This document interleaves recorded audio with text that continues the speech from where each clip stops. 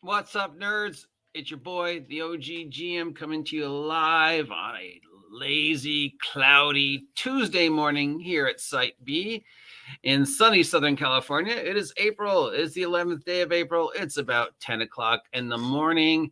And today I want to talk about Miguel and Sylvia and the Wretched role-playing game, which is currently free, available on their site. So, you know how I'm always saying, check out my merch over at Big Geek Emporium. Well, Big Geek Emporium probably would not exist without Wretched. There was a series of events that you may be aware of that happened to Sylvia and Miguel and their product when it was on drive-thru that led many of us to seek other ways to get our stuff out there because they were being censored. We've gone over this before, whether they deserve the censorship or not, and whether drive-thru reacted appropriately or not. That's not the time or place for this conversation. You guys can have your own opinion. I just want to help my friends out because they helped me out. They helped Joe out. Big Geek Emporium probably wouldn't even existed if this situation hadn't happened.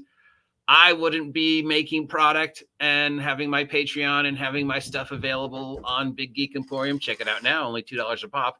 If it wasn't for them, because they inspired me to do it. Because, I mean, 2 years ago or whatever, when I was just starting to do the whole Minions on a Mission monthly slime thing, it was all basically a parody of Sylvia and Miguel and all the stuff that they were coming out with on a regular basis. And I was like, I can't make anything that fast. I might as well just make a book about slime.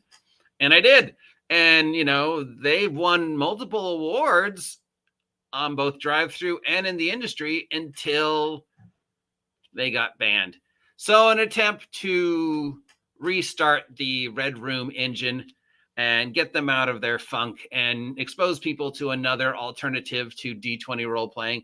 I thought we'd take a look at the Wretched role-playing game briefly, since it's currently available for free. And, you know, who knows? So let's start with, you know, the artwork, because picking on artwork seems to be a thing lately. Remember our friend over at Shadow Dark, the very first complaint about Shadow Dark was the artwork. So here's the artwork. This is pretty cool. You know, it's got a very Thunder the Barbarian 1970s acid punk feel to it. Well, here's the first mistake. You put it on black. Yellow on black. Yeah, you just know how much that ink is that going to make to print out. That art looks fine. It's cowboy. So here's the contents. Here's what would be the inside page of the content of the book. Then this should be at the back. This is just a waste. Oof. Oh man, that just hurts to look at. That also just looks to hurt. Okay. Then we got, you know, the normal play out. What is our game? What is role playing? What is Wretched? What is Spaghetti Punk? Don't make up words. What is the OSR? What has changed? The dice. Looks like they changed some stuff to be free of the OGL. Again, art, that looks fine. That's the classic Leonardo da Vinci Stages of Man / cover to Chaosium. So here's a take on that to embrace that now we're making a multi-genre universal system. Here's how you make characters.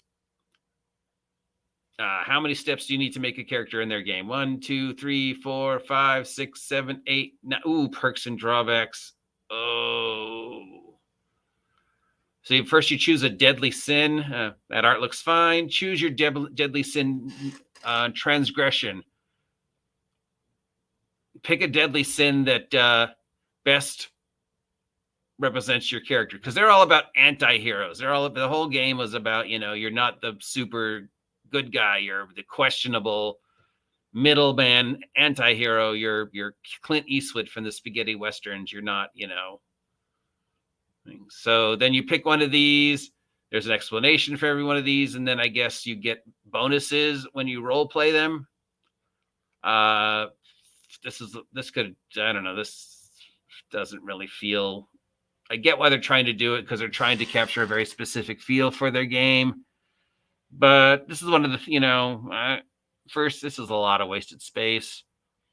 And second, I don't know how I feel about that. It just feels gimmicky. Then you choose your background. You know me, I'm a huge fan of backgrounds.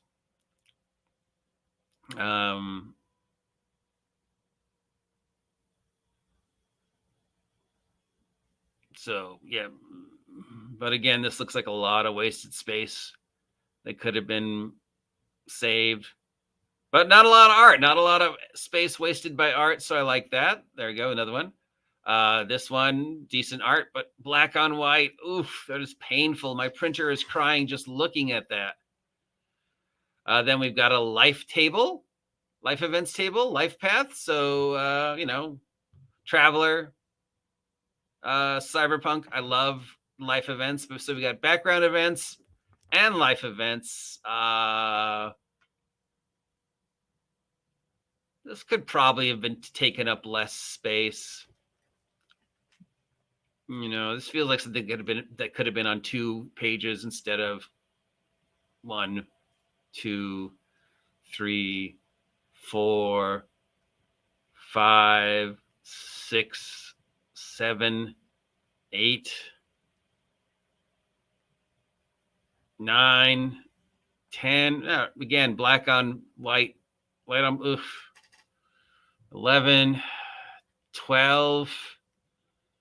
Well, these are all for specific worlds, but still 13, 14, 15, 16 pages, each one for the specific world.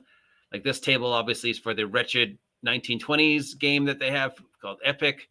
This one's for their cowboy one, and this one's for their other ones. So I guess they're saying you don't have to buy our separate books because we've put every rule for it in here. Okay, then why do I need to buy your separate books? Because you've given me all the tables in here. So what am I going to get from Wretched Country that you haven't given me here? I don't need to buy Wretched Country now because you've given me the tables and you've probably given me all the equipment. You're GURPS. I get it. You're GURPS. You're trying to be GURPS, which means then your supplement books need to be GURPS supplement books. They need to be generic enough to provide all the information that anybody could use them. The one thing I love about the GURPS books, the setting books, is that they're usable in any game, even if you're not running GURPS, because the amount of information, the amount of research, the amount of time and effort that we're putting into most, not all of them, make them a worthy addition for any game. If I wanted to run,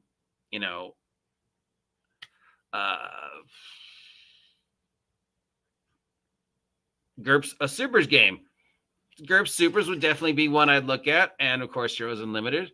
So I see what they're trying to do here. If we put everything in our core rules, that's more room we can put in our supplements to the world building. And that's what we want to get people to buy. We want people to buy the worlds that we've created. And we want those worlds to be open enough that they fit every version of that theme. So their Old West one would have enough opening to it that if you could run every version of Old West you wanted to, whether it be a Weird West, straight Old West, Spaghetti Western Old West. Hi, Steve. Okay, so it's a good formula to follow. But yeah, it's a lot of space. And then another, Sylvia Miguel. The art's okay, but white on black. Oh, and then this yellow here. Oh, God, that's just, ouch. Then we have the different styles of play that they could have, what each stat means, how to roll up health, your species and race, which each, I guess, are specific each for their variable worlds, then the species and race abilities and stuff. Again, a lot of wasted space, but I like the fact that there's not a lot of art breaking up the wasted space, but there's a lot of wasted space. Is there ways that he could have made this more space conducive? maybe. But again, I see what they're trying to do here. So they're trying to say, here's everything you need to run every type of game using these core rules. Now here's the supplements. And since we've given you the core rules, we don't need to put these in the supplements.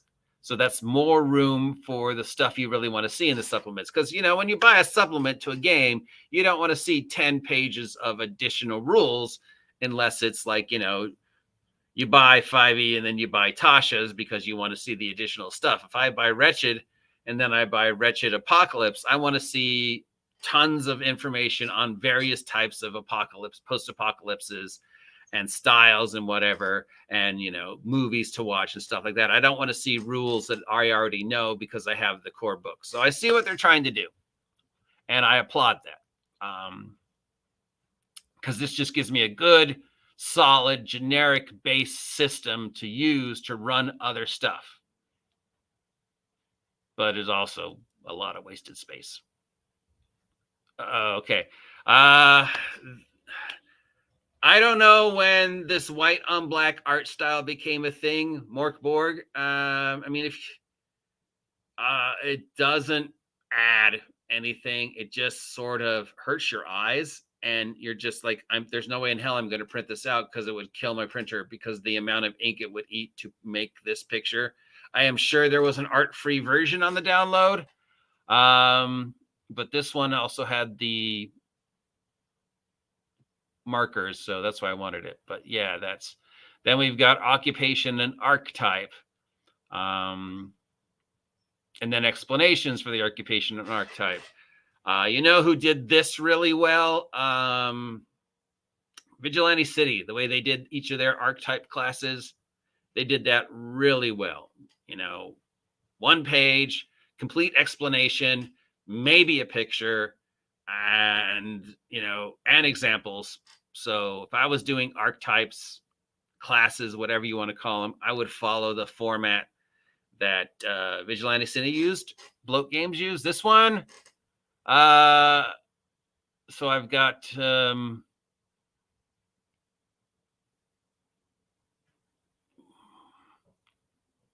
1, 2 pages to do the same thing that Bloat Games did in a half a page or a page. So, and they're using levels.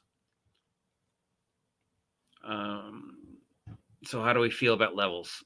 Well, Bloat Games use levels, and they were based on an OSR game. So this is fine, though there probably could have been a way to, you know, save space here, but this is perfect. This is a perfect setting. This black outlines, though, again, I'm just like, oh, my printer. Oh, why? And then another black on white. This is a very, you know, appropriate picture for the world they're trying to create. They're trying to go for more of a darker anti-hero 70s record cover,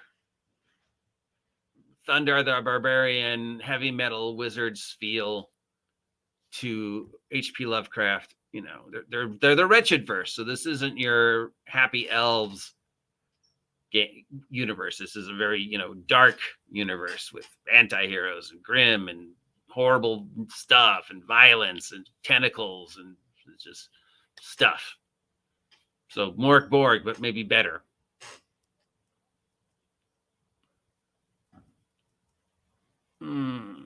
Again, a lot of space. A lot of space. Is there a way they could have done this better? Maybe. Whoever did the art is good, but it just I haven't even been. I lost count where we are now for pages. Then we have the skill system. Remember, I wrote a skill system once for a really crappy role-playing game that many people considered one of the best skill systems at the time, and was later used to create a whole other role-playing game. So I'm a big fan of skill systems and seeing, you know, how they work and how they don't work, and if they're written well.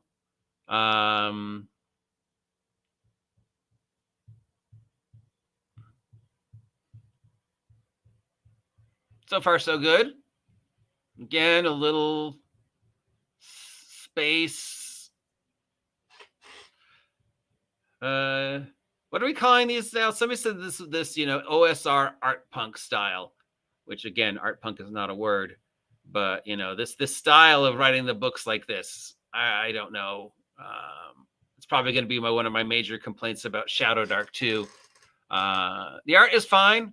I mean, splash page art is fine. It's amazing quality, whoever did the art, but black, oof.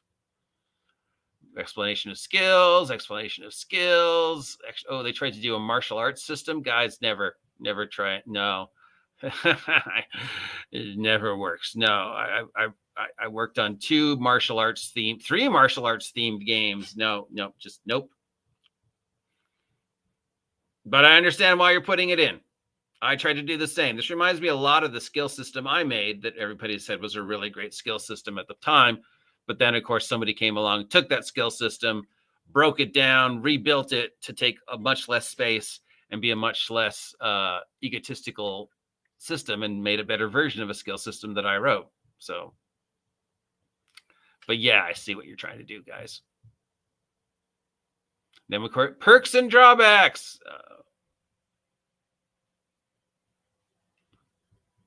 What do we feel about perks and drawbacks? How many, that's, do I get these? Do I want these? What do they get me? Is it worth it? GURPS. Are these going to cost me points? Let's read one. Yeah. You get one for free. But if you want to choose more, you got to take a drawback. So for each extra perk, you need to take a drawback. But they're not permanent. You could change them out during play. So I get one for free. But if I want more than one, I got to take one of these. And then if I want, let's see if the drawbacks are drawbacky enough to make it worth it taking more than one. So yeah, because we know the second you introduce a perks and drawback system, and the second you introduce the mechanics where I get extra points by taking disadvantages, and those extra points I can use to get more advantages. Anybody who's played GURPS, Champions, whatever, knows that these systems can be easily loopholed and broken. So yeah, it was one of the flaws in GURPS. It's one of the flaws in Champions. It's in the, it's just an intrinsic flaw that people will find the loophole and find ways to break that loophole. And then you have to write a new set of rules to confront that loophole.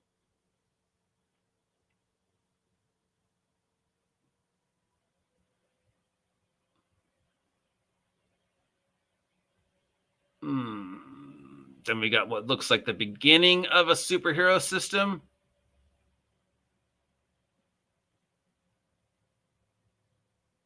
And drawbacks.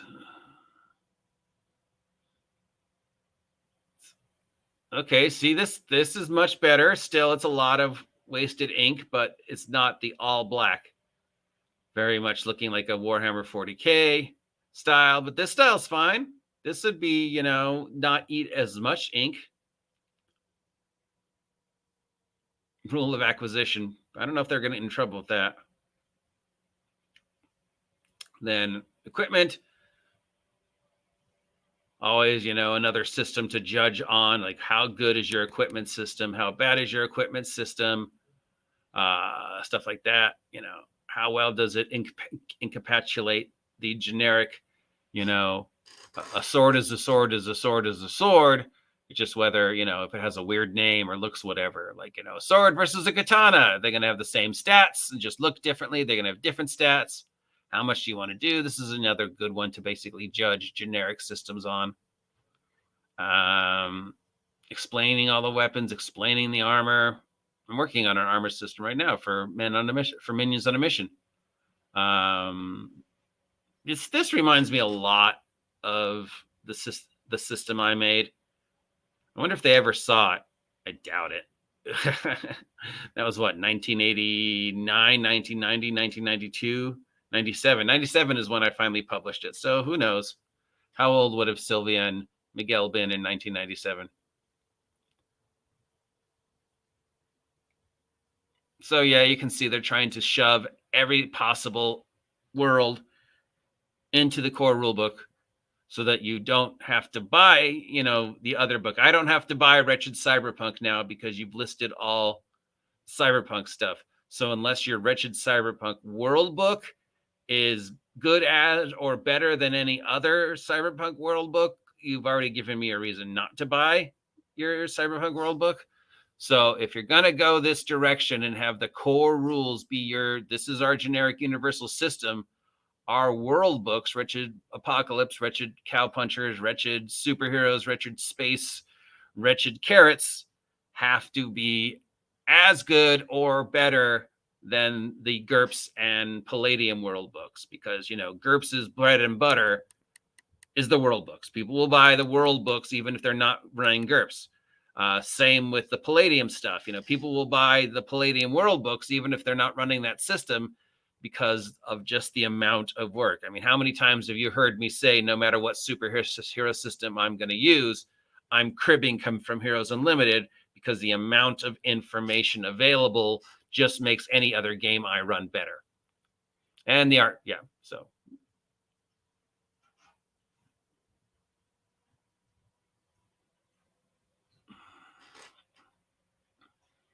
I'm not sure what's going. Oh, now I see what's going on. See, this one's fine. A little too much black, but definitely better. This art is fine.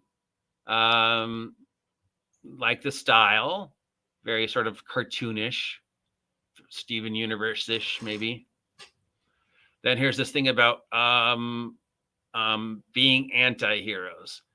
And if you guys remember some of the controversy associated with the Red Room, despite getting awards and getting amazing recognition and stuff like that, they got themselves in trouble. And the trouble seemed to increase with each product. They started using no words and referencing things that the current role-playing culture wants to just ignore, like, things that I don't want to say, but what drive-through felt were no words, and that they kept getting in trouble with drive-through, which led to them make more stuff and led to them milking the fact that they were getting in trouble with drive-through, because let's face it, controversy is cash, which led to a lot of other people saying, well, I'm going to do the same thing because look how successful they're being. And then when the problem with drive-through started, people were like, well, then I want to go find another publisher. And Joe and Randy were like, we're going to make our own publishing company. And here's some optional rules. Another good piece of art. Combat. We're finally at the combat system at page 165. Wow. So this is both a DM's guide and a player's handbook.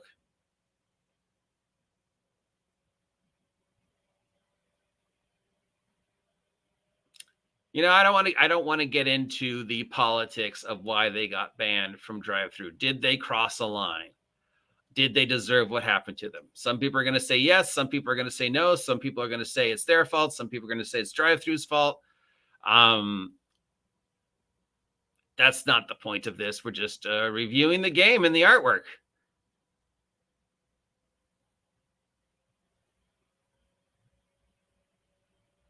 But yeah, the whole thou shalt kill wretched commandment things, I would have taken out and put that in wretched bastards.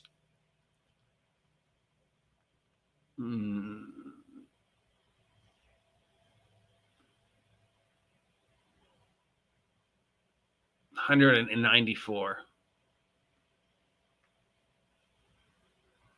And I'm still going. I stopped counting. I mean, a lot of work, a lot of amazing work, and a lot of just let's save room on the other games to put it in this. Would I use this system over Shadow Dark? I don't know. I haven't seen Shadow Dark yet. Would I use this system over if Bloat Games did a fantasy system? Because I've put Vigilante City in my top 5 for superheroes. I love the stuff he's done with Vigilante City.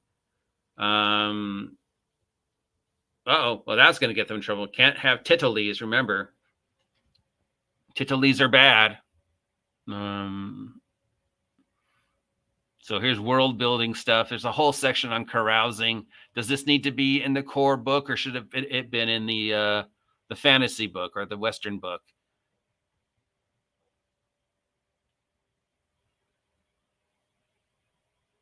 Carousing events,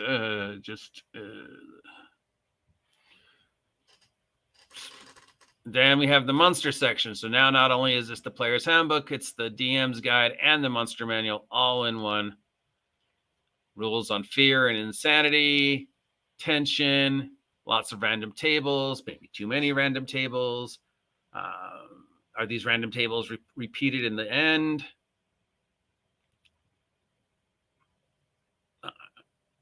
Maybe too much information, maybe too much wasted space. Again, these are things that could have been specific to Wretched Horror. But also on the other side, I get it. Again, you're trying to have everything covered in one book. So once I buy this for $40, I feel like I'm getting the best deal I can. And then, buying Wretched Apocalypse for $10, that feels like it's worth it. If I, GURPS, I spent $40 for the core rules of GURPS and paid $20 for GURPS Supers.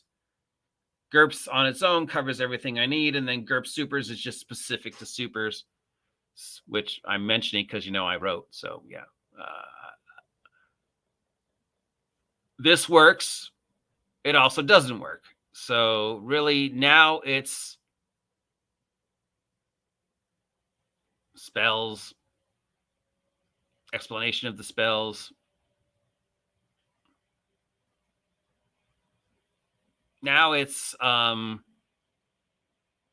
quality of our game lies in the potential of the setting books if we're going to give you everything you need to play it in this book.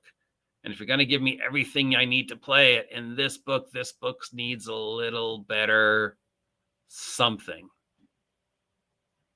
I mean, it's not horrible. I'm not seeing anything that I hate. I'm just seeing things that I, could see done quicker, better, take up less space. Some of this sort of feels redundant.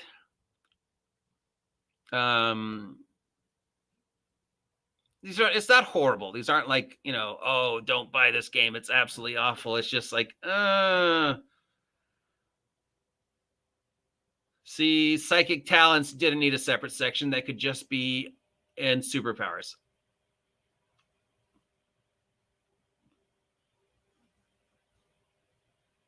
And so, the psionics always seem to mess up games anyways.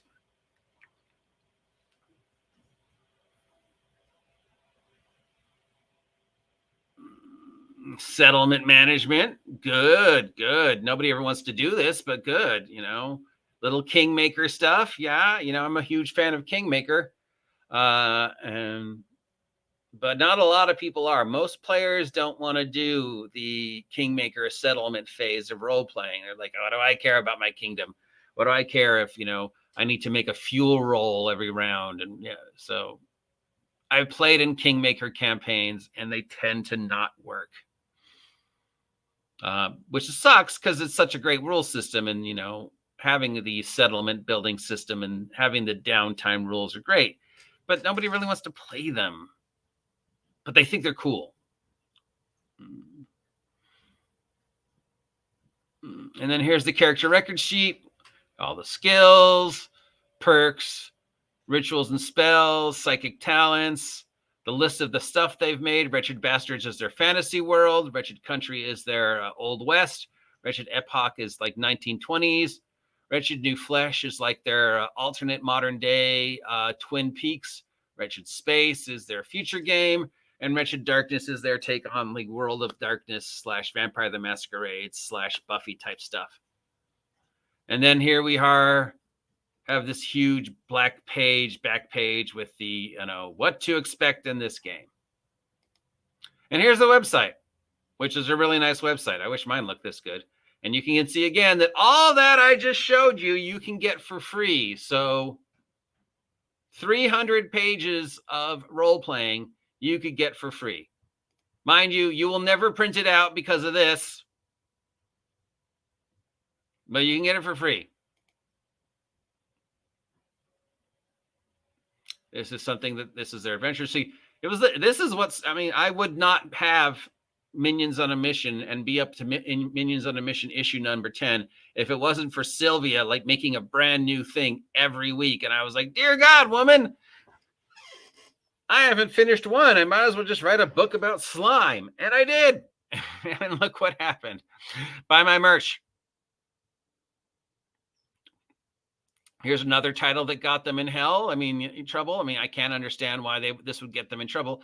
You know, and the part of the trouble is that, you know, Drive-Thru has an adult section, and there are things in their adult section that are way worse than this and way worse than this.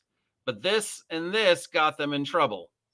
And they went from winning awards and getting nominations for prizes to, you know, gaming pariahs, you know, where they're like, please buy our merch or buy my merch. So,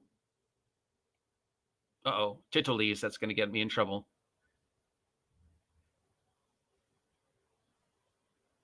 Here's other stuff that people have made for the game system. So other people like it and other people are making stuff for it and they're making stuff for it constantly. I mean, Sylvia and Miguel make like a new thing every other day. I freaking hate them for their creativity.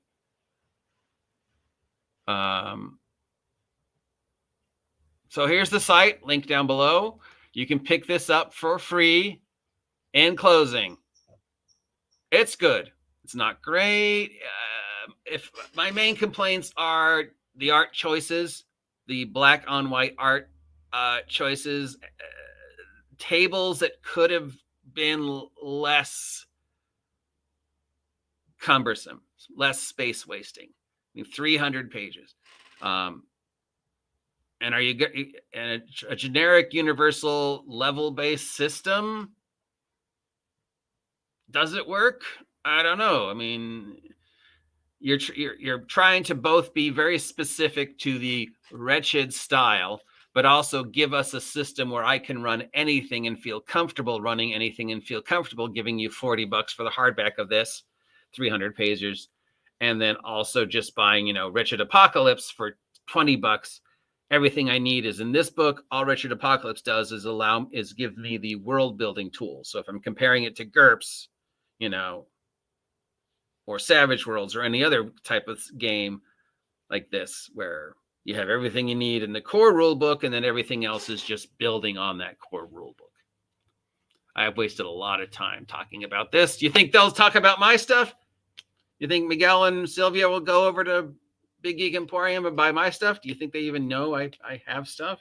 I don't know if they've ever bought my stuff. I've bought several of theirs. I bought Wretched Bastards. I bought Wretched Old West. I hope to maybe work with them on Wretched Supers if they do one. Anti-hero role-playing doesn't really appeal to me. But again, if you wanted to run like a Black Company, 1990s comic book style, pulp style, gonzo sci-fi style, this game is good. So where's the controversy? What got them in trouble? Well, I think we saw some of the examples of what got them in trouble. You know, some of the art, some of the choices, Titolese talking about rape and abortion and other things. And then they were, you know, and then this thing, you know, this thing, this joke. Now, there's a lot of people who have talked about this, and a lot of people have talked about what led up to this and then what happened after this and why they got banned. And that could be the topic of a whole separate article.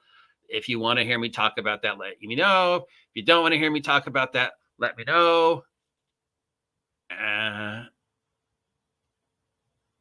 Like that. And I could talk into why I think what happened.